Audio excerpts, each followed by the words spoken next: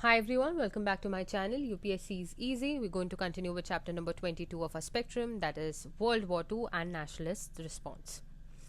हमने देखा कि कैसे जब वर्ल्ड वॉर टू हुआ शुरू और ब्रिटेन ने without consulting the Indians India का सपोर्ट जो है अनाउंस कर दिया। CWC की कुछ हमने देखी कि रेजोल्यूशंस पास हुए जिसमें उन्होंने ब्रिटेन को बोला कि वो अपने वॉर के एम्स जो हैं वो डिक्लेयर करें। सेकेंडली, इंडिया ऐसे वॉर का पार्ट तभी हो सकता है जब उसकी खुद की फ्रीडम हो। Without India getting its freedom it can not be a part of such a war. ठीक है, तो ये कुछ ऐसी रेजोल्यूशंस पास हुई। फिर हमने देखा कि कैसे जो वाइस रॉय थे उस वक्त के लिनलिथ को, उनका स्टेटमेंट अक्टूबर 17 1939 में आया, जहां उन्होंने रिफ्यूज़ कर दिया कि वो वॉर एम्स को स्टेट नहीं करने वाले, राइट। और उन्होंने कोशिश की कि वो प्रिंसेस और जो मुस्लिम लीग है उसको पिट करें अगेंस्ट कांग्रेस, राइट। इससे हमने गवर्नमेंट का हिडन एजेंडा देखा लास्ट लेक्चर में। अब हम देखेंगे कि क्या होता है। जैसे ही लिनलिथ गो का ये स्टेटमेंट आता है 23 अक्टूबर 1939 में CWC की मीटिंग होती है, राइट, जिसमें 3 चीज़ें होती हैं। फर्स्ट ऑफ ऑल, जो ये वाइस रॉय का स्टेटमेंट है उसे रिजेक्ट किया जाता है। क्यों रिजेक्ट किया जाता है? क्योंकि माना जाता है that this is reiteration of the old imperialist policy. तो मतलब आप दोबारा से जो ओल्ड इंपीरियलिस्ट पॉलिसी है उसे रीइटरेट कर रहे हो, तो इसीलिए हम ये स्टेटमेंट को रिजेक्ट कर रहे हैं जो वाइस रॉय का स्टेटमेंट है। ठीक है। दूसरा, ये डिसाइड किया जाता है कि हम वॉर को सपोर्ट नहीं करेंगे क्योंकि हमारी डिमांड्स पूरी नहीं की जा रही, तो हम वॉर को सपोर्ट क्यों करेंगे। थर्ड, जो कांग्रेस मिनिस्ट्रीज हैं प्रोविंसेस में, उनको बोला जाता है कि वो रिजाइन करें। ठीक है। इसके बाद एक डिबेट होता है ऑन क्वेश्चन ऑफ इमीडिएट मास सत्याग्रह। ठीक है। जैसे ही लिनलिथ गो का स्टेटमेंट आता है अक्टूबर 1939 में, दोबारा डिबेट शुरू होती है कि क्या मास स्ट्रगल होना चाहिए या नहीं होना चाहिए। आपको पता है इसमें बहुत सारे जो लीडर्स हैं उनके डिफरेंट ओपिनियंस रहे हैं। गांधी जी और उनके फॉलोअर्स का जो ओपिनियन है वो हम देखने वाले हैं। उनके हिसाब से मास स्ट्रगल अभी नहीं होना चाहिए। उसका रीज़न सबसे पहला था कि अलाइड कॉज उनके हिसाब से जस्ट थी। हमने पिछले ही लेक्चर में देखा था कि उन्होंने डिस्टिंक्शन किया हुआ था फेसिज्म और जो अलाइड कॉज था उसमें। ठीक है। तो अलाइड कॉज गांधी जी और उनके फॉलोअर्स के हिसाब से जस्ट थी, इसलिए ऑब्वियसली वो मास स्ट्रगल नहीं करना चाहते थे। सेकेंडली, उनके हिसाब से इस वक्त में कम्युनल टेंशन्स थी, हिंदू और मुस्लिम में यूनिटी अभी कम थी, इसलिए ये सही टाइम नहीं था to start a mass movement. ठीक है। थर्ड, उनके हिसाब से जो कांग्रेस है वो ऑर्गेनाइजेशनली इतनी स्ट्रांग नहीं थी, इट वॉज इन शैम्बल्स, तो वो कंड्यूसिव एनवायरनमेंट नहीं था for a mass struggle. Fourth point उनके हिसाब से ये था कि जो मासेस थे वो अभी रेडी नहीं थे। तो अगर मास मूवमेंट गांधी जी और उनके फॉलोअर्स के हिसाब से अभी स्टार्ट नहीं होना चाहिए, तो क्या स्टार्ट होना चाहिए उनके हिसाब से? उनके हिसाब से दे एडवोकेटेड कि जो कांग्रेस है उसकी ऑर्गेनाइजेशन जो है उसकी टोनिंग अप शुरू हो जानी चाहिए, मासेस के बीच में पॉलिटिकल वर्क शुरू होना चाहिए, राइट। और पूरी तरीके से आपको अपनी सारी पॉसिबिलिटीज नेगोशिएट करनी चाहिए विद द ब्रिटिश। एक एक बार जब ये सारी आपकी पॉसिबिलिटीज एग्जॉस्ट हो जाती है नेगोशिएशन की, उसके बाद आप स्ट्रगल शुरू करेंगे। ठीक है। आपको पता है गांधीयन पॉलिटिक्स का जो स्टाइल है वो यही था। इनिशियली वो petition basically they he use to tell कि क्या प्रॉब्लम है, he use to tell the government, people in power कि क्या प्रॉब्लम है। अगर वो नहीं सुनते हैं उनको चांसेस नेगोशिएशन किया जाता था उनके साथ। अगर गवर्नमेंट कोई रिफॉर्म लाने को तैयार नहीं है तब मास स्ट्रगल किया जाता था। गांधीयन पॉलिटिक्स शुरू से ऐसी रही। अगर आप साउथ अफ्रीका में भी देखेंगे, हमने चैप्टर नंबर 16 में किया था क्या हुआ उसके बाद when he came back, Ahmedabad, Champaran, Kheda जो भी हमने देखा था तीनों, उसमें भी सेम स्टाइल ऑफ पॉलिटिक्स थी। और उसके बाद जो आपका मेन स्ट्रीम नेशनल स्ट्रगल है उसमें भी same type of Gandhian politics आपको नजर आएगी। ठीक है। अब हम देखते हैं कि जनवरी 1940 को क्या हुआ। लिनलिथ को ने एक स्टेटमेंट दिया। लिनलिथ को कौन थे? हमारे ब्रिटिश इंडिया के उस वक्त वाइस रॉय थे। ठीक है।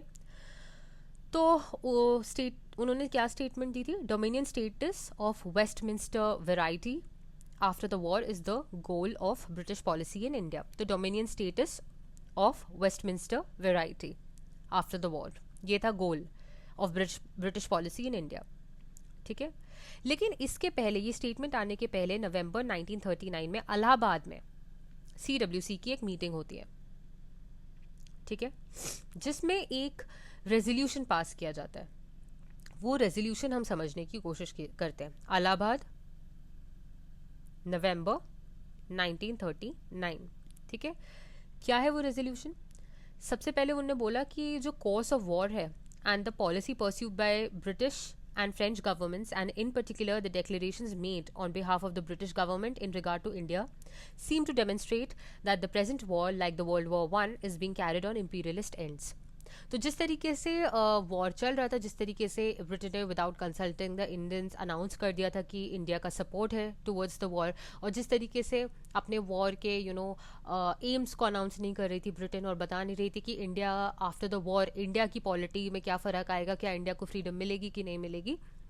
तो क्लियरली इससे पता चल रहा था कि जो ब्रिटेन है वो अपने इंपीरियलिस्ट एंड्स के लिए ये वॉर लड़ रही है। ऐसा मानना था इलाहाबाद CWC की रेजोल्यूशन का। राइट।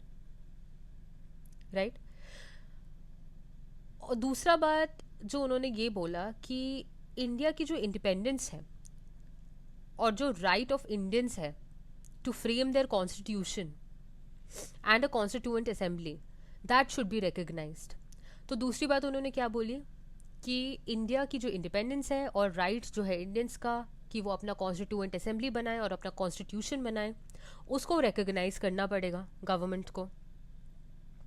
ठीक है, और ये भी मानना था कि इस कॉन्स्टिट्यूएंट असेंबली से ही जो कम्यूनल और बाकी प्रॉब्लम्स हैं वो सॉल्व हो सकती हैं। जब इंडिया के हाथ में वो पावर आएगी तभी वो रिफॉर्म्स कर सकती है ग्रास रूट लेवल पे। ठीक है, अब हम देखते हैं रामगढ़ सेशन ऑफ कांग्रेस जो कि मार्च 1930 में हुआ। ऑब्वियसली ये जनवरी 1940 जो लिन लिथगो का स्टेटमेंट है उसके बाद हुआ। इसके जो प्रेसिडेंट थे उस वक्त वो कौन थे? वो थे मौलाना अबुल कलाम आजाद जी। राइट। ठीक है, सबको पता था कि एक बैटल वेज करना है, लेकिन उसका फॉर्म क्या होने वाला था उसमें बहुत तरीके की डिसएग्रीमेंट्स थी। ठीक है, और डिसाइड क्या होता है? डिसाइड ये होता है कि किस फॉर्म में हमें बैटल वेज करना है वो हम गांधी जी पे छोड़ते हैं, और उसकी टाइमिंग भी हम गांधी जी पे छोड़ते हैं। ठीक है, लेकिन इस वक्त भी गांधी जी जो थे वो फेवर में थे कोऑपरेशन एट प्रोविंशियल लेवल, कि आप कोऑपरेट करें प्रोविंशियल लेवल पे। ठीक है, उनका ये मानना था कि वो नॉन वायलेंट वे में ब्रिटिश को मॉरल सपोर्ट देंगे, क्योंकि मैंने आपको बोला ना उनके हिसाब से जो अलाइड पावर्स का कॉज था वो जस्ट था। राइट। लेकिन आप जवाहरलाल नेहरू का यहाँ पे स्टैंड देखिए, उनका स्टैंड ये था कि जब तक इंडिया को कंप्लीट इंडिपेंडेंस नहीं मिलता है, मतलब जब तक अनाउंस नहीं होता है कि वॉर के बाद कंप्लीट इंडिपेंडेंस मिलने वाला है, तब तक कांग्रेस जो है उसको सपोर्ट नहीं करना चाहिए वॉर को। मतलब complete independence should be a precondition for Congress to support the British war efforts. Right. Subhash Chandra Bose का क्या स्टैंड है हमने पढ़ चुका है। उनका स्ट्रॉन्ग मिलिटेंट स्टैंड है, डायरेक्ट एक्शन लीजिए अब कॉलोनियल गवर्नमेंट के खिलाफ इस वक्त, और ये अपॉर्चुनिटी भी अच्छी है, और उनको फोर्स कीजिए कि वो ग्रांट करे फ्रीडम। ठीक है। राइट। कांग्रेस ने फाइनली रामगढ़ जो आपका सेशन है मौलाना आजाद के अंडर में क्या डिक्लेयर किया? उन्होंने ये डिक्लेयर किया कि people of India would accept nothing short of complete independence. ठीक है, कोई हमें डोमिनियन स्टेटस नहीं चाहिए विद इन इंपीरियल स्ट्रक्चर। ठीक है, हमें पूरी सॉवरेनिटी चाहिए। ठीक है। राइट। मतलब पूरी तरीके से जो पावर है that must reside with people of India,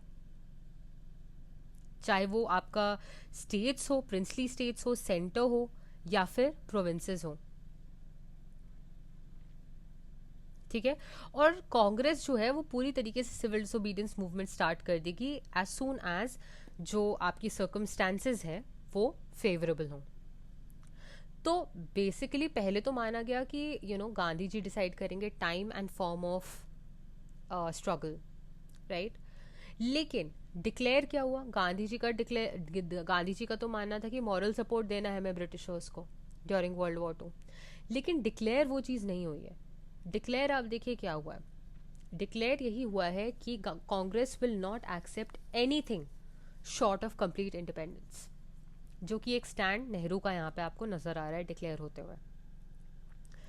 तो एक तरीके से आप देखेंगे गांधी जी ऑफ कोर्स वो एक यूनिफाइंग फैब्रिक थे इस वक्त तक भी, लेकिन और भी लीडर्स और उनकी आइडियोलॉजीज आपको यहाँ पे उभरती हुई नजर आएंगी।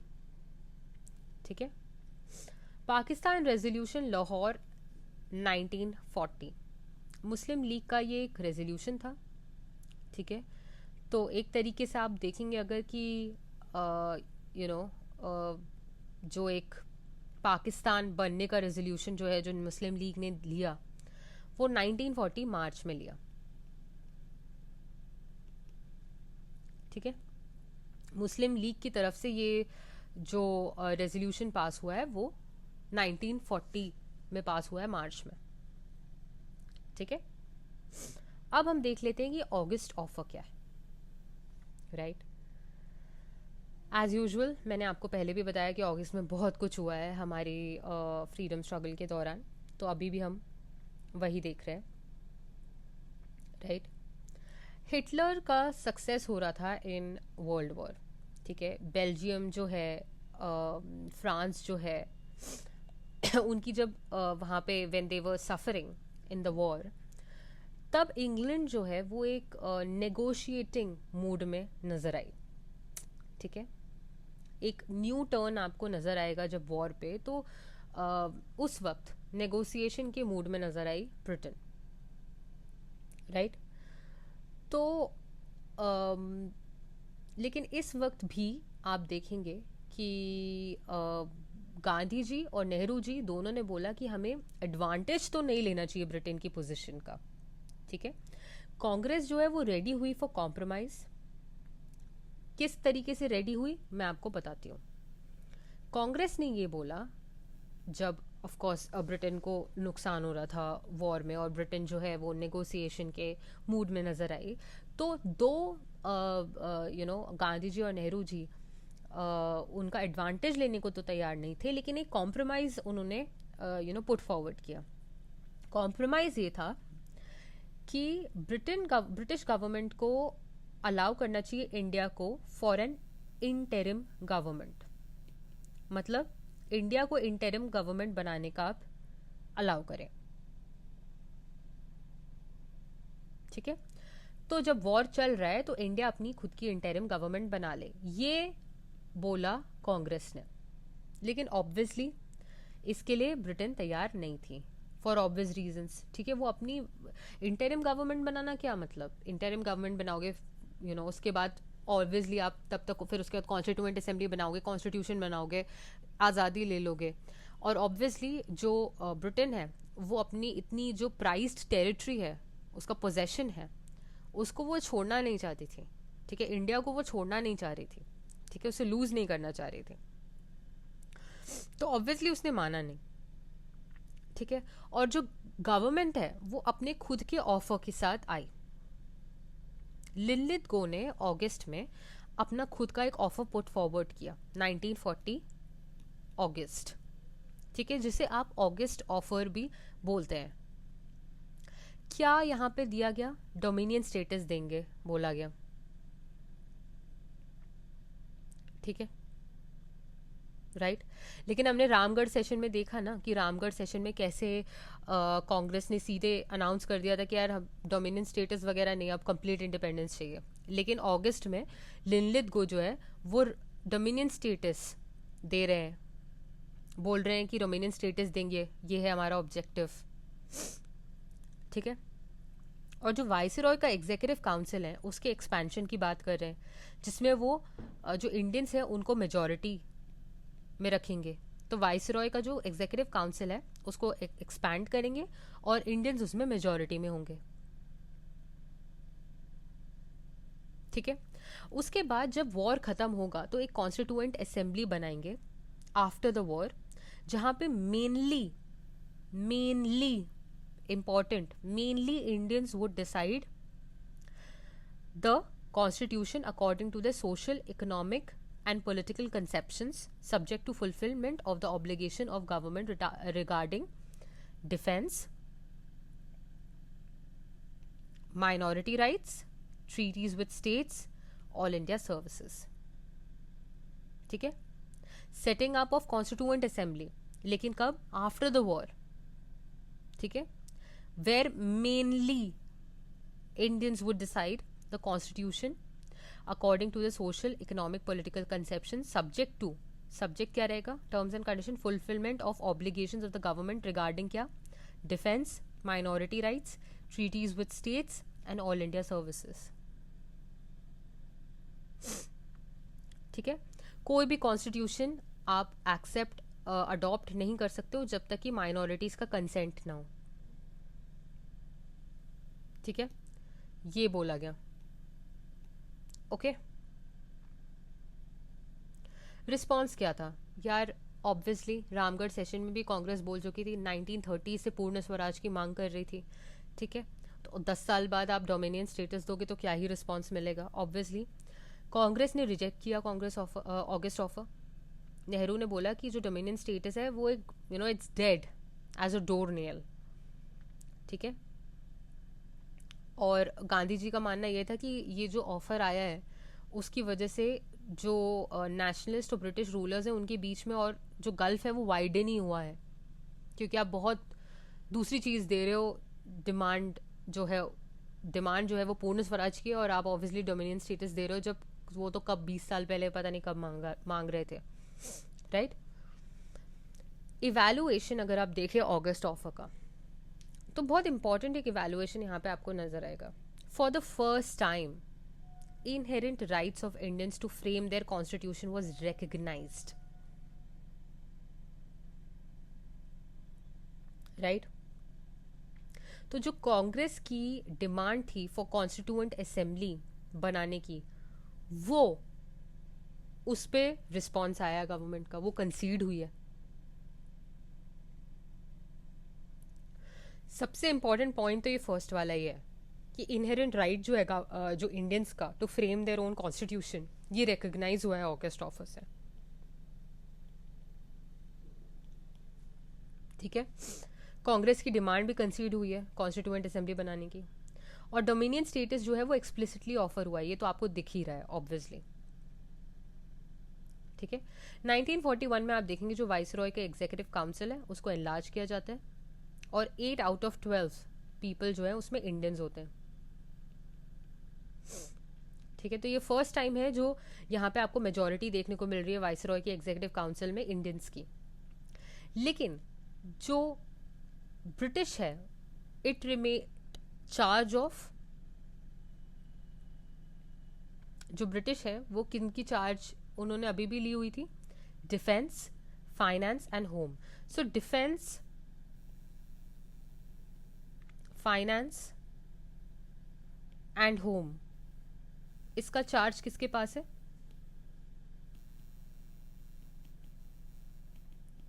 ब्रिटिश ने इसे रिटेन किया. ठीक है. एक नेशनल डिफेंस काउंसिल सेटअप हुआ है. कब हुआ है? अभी हुआ है, 1941 में हुआ है, आफ्टर ऑगस्ट ऑफर हुआ है. ठीक है. With purely advisory function. Right. इतना क्लियर है? इवैल्यूएशन हो गया. That's it for today. In the next lecture, we'll start with individual satyagraha, जो कि आपका of course by product है of not conceding to the demands of Congress. और कौन सी डिमांड थी वो? पूर्ण स्वराज की. राइट. तो वो हम देखने वाले हैं नेक्स्ट लेक्चर में. Till then